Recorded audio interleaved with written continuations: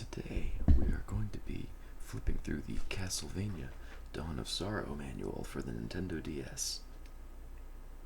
This is another blast from the past, hailing from the far-off year of 2004.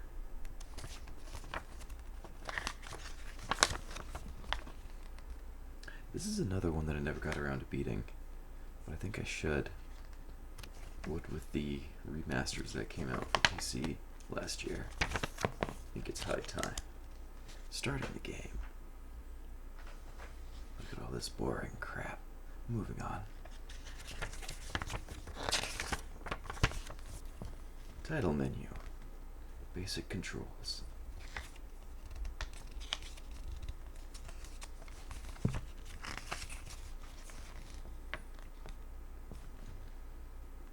Touchscreen functions. More touchscreen functions. Yeah, this game had a magic seal system. Celia Fortner's power over dark energy is not so great that she can supply certain chosen enemies with infinite power. These enemies are the extremely large and powerful level bosses who guard certain key parts of the castle. You cannot defeat those enemies by simply damaging them. They'll keep reviving. To truly defeat these enemies, you need to damage them and cut them off from their source of their power with a magic seal. You must draw the magic seal's shape on the touchscreen quickly, or the boss will revive, and you'll have to fight it again. That sucks. You don't want to do that. Search for the hidden magic seals. They will be more powerful than the seal Yoko teaches you at the beginning of the game. You will learn how to draw a magic seal when you find it. Fight boss enemies and reduce their HP to 0. After you've reduced the boss's HP to 0, the touchscreen will display the magic seal circle. That sounds like a really annoying mechanic, but it's been a long time since I played this game. You must draw the magic seal with a single stroke. Don't lift your finger stylus from the touchscreen. You will successfully draw the seal if you connect the indicators around the circle in the correct order. If you enter the magic seal correctly, it will activate and completely banish your enemy. If you enter the magic seal incorrectly, then the enemy will revive and regain some HP.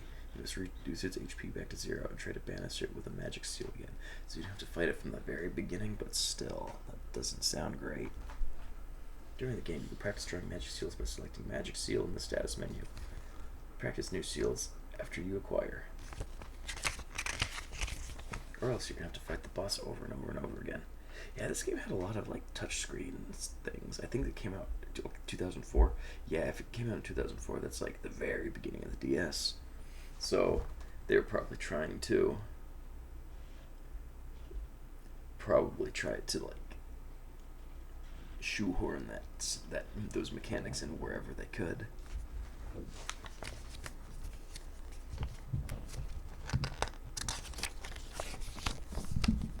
Status screen. I still need to play Symphony of the Night. It looks like an amazing game.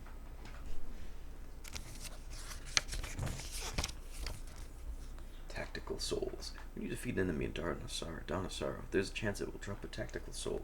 You can add it to your arsenal. Collect as many tactical souls as you can. Bullet type souls. Bullet type souls consume MP each time you use their ability. Many of them let someone launch projectiles of varying kind. Others usually give someone some kind of attacking ability. Press up on the control pad and the Y button to activate bullet type soul abilities. Guardian type souls. Guardian type souls continually drain someone's HP while they are activated. They grant a range of persistent magical effects, such as creating a shield or summoning a familiar to fight with you. With all the Guardian type souls, the player can control how long the soul's effect lasts. It will often be dictated primarily by how much MP someone has. Controls vary somewhat from soul to soul with Guardian type. Some require that you press the R button to activate and deactivate the effect, while others require that you continually hold down the R button. Enchant type souls. Enchant type souls grant special abilities to the player and do not consume MP. All you have to do is activate one of these souls. All that you have to do to activate one of these souls is to equip it. Most enchant type souls grant stat bonuses. You equip them in the same way you equip Guardian and Bullet type souls. Ability type souls. Ability type souls grant special abilities once they are in your possession. You do not have to equip them or spend MP when using them. Many of them grant additional movement powers, such as the ability to break crystal blocks or the double jump ability.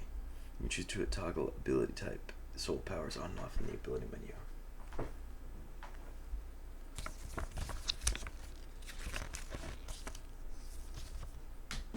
How to get tactical souls. You collect tactical souls by defeating enemies.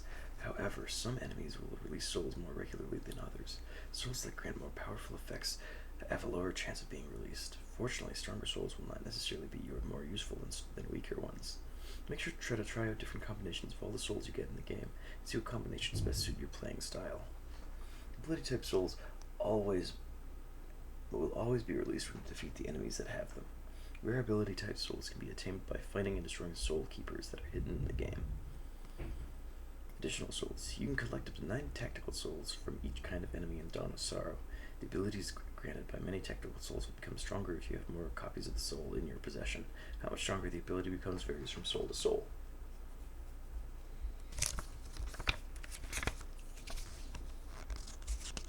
The Doppelganger.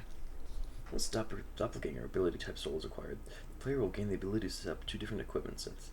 These sets, which are called A and B, can be toggled between tapping the X button. You can create the sets by selecting equipment from the status/settings menu. That's a cool feature. I like that.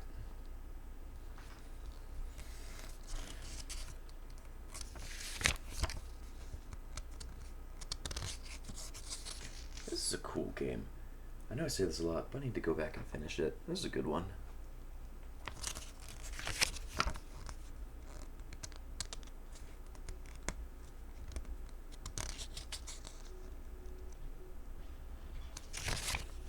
Oh, here's all the different character bios. Kind of crazy how they made the I mean, I guess it's pretty normal for JRPGs, but like, main character's 19, fucking teenager is going to save the world. But I guess that's normal for JRPGs. Soma Cruz, the rebirth of Dracula. He has the ability to dominate the souls of monsters and use their powers as his own. A year ago, he learned that he was destined to become the Dark Lord. However, he overcame the chaos that raged within and escaped that fate. Mina Hakuba, Soma's lifelong friend and the sole daughter of the Hakuba Shrine's priests. A year earlier, she and Soma had been trapped within Dracula's castle, which in turn was sealed within a solar eclipse. While she has no special abilities, she is most trusted by Soma. Hammer. Now a merchant, he is retired from the military because of last year's incident. While he looks rough and resolute, he's actually aimless and irresponsible. He acts as an information broker through his shady business connections. He is hopelessly in love with Yoko. Yoko Belnades. A witch belonging to the church and an expert at secretly disposing dark beings that threaten humans. She is a descendant of a clan that helped defeat Dracula in 1476. She is friendly and nosy, long acquainted with the Hakubas. She's like an older sister to Mina.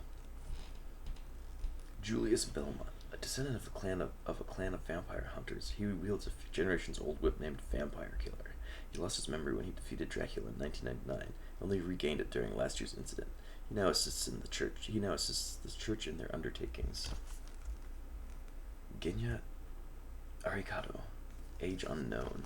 A member of top secret Japanese government agency, shrouded in mystery. His true identity is known to only a handful of people. Although he is strikingly beautiful, his cold and detached demeanor makes him difficult to approach.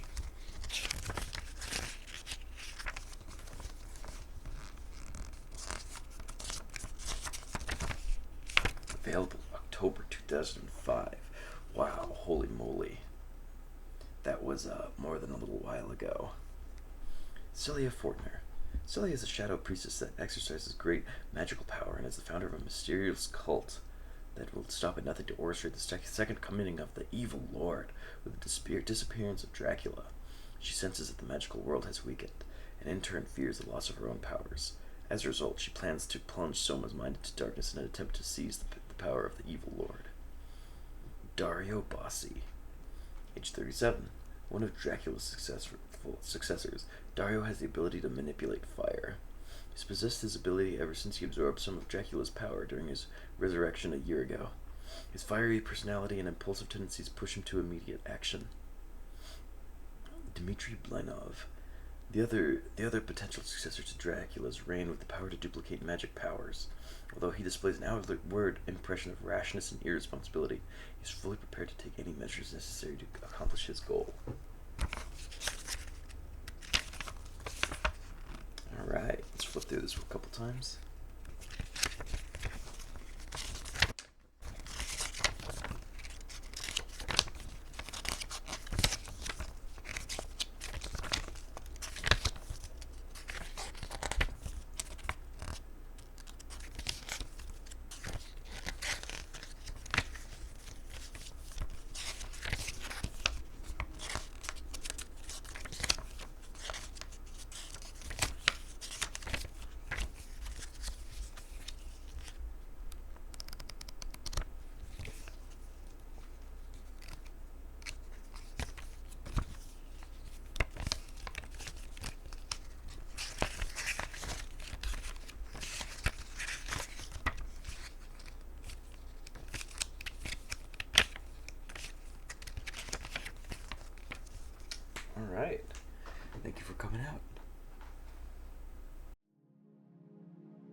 This is Dandy Andy ASMR. Thank you for checking out this video. Please leave a comment, like, and subscribe if you liked what you hear. If you didn't like it, leave me a nasty comment. I promise I'll read them. Till next time, thank you for coming out.